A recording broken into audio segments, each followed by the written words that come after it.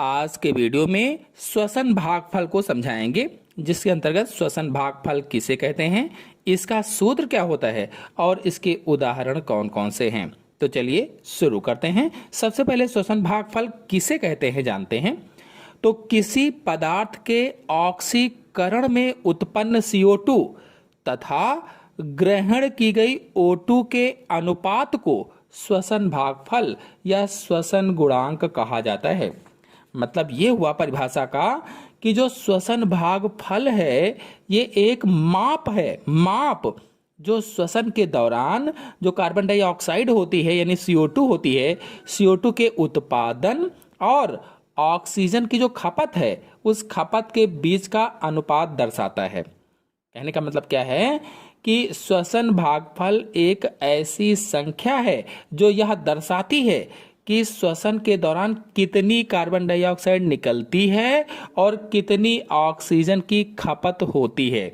इसीलिए कहा गया है कि किसी पदार्थ के ऑक्सीकरण में उत्पन्न CO2 तथा ग्रहण की गई O2 के अनुपात को श्वसन भागफल या श्वसन गुणांक कहते हैं। तो आपको समझ में आ गया होगा कि श्वसन भागफल एक माप है जो श्वसन के दौरान कार्बन डाइऑक्साइड के उत्पादन और ऑक्सीजन की खपत के बीच के अनुपात को दर्शाता है। इसके सूत्र की बात करें तो श्वसन भागफल RQ बराबर, इसको RQ से प्रदर्शित करते हैं, तो RQ बराबर उत्पन्न CO2 का आयतन बटे ग्रहण की गई O2 का आयतन। तो श्वसन भागफल का सूत्र क्या होगा? श्वसन भागफल बराबर उत्पन्न कार्बन डाइऑक्साइड का आयतन बटे ग्रहण की गई ऑक्सीजन का आयतन। बता दें कि इसका मान कार्बोहाइड्रेट के लिए 1, प्रोटीन के लिए 0.9, वसा के लिए 0.7 तथा कार्बनिक अम्ल के लिए 1 से अधिक होता है।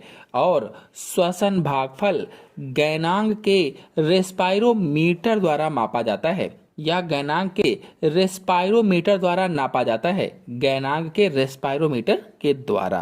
तो आशा है आपको श्वसन भागफल क्या है अच्छी तरह समझ में आ गया होगा।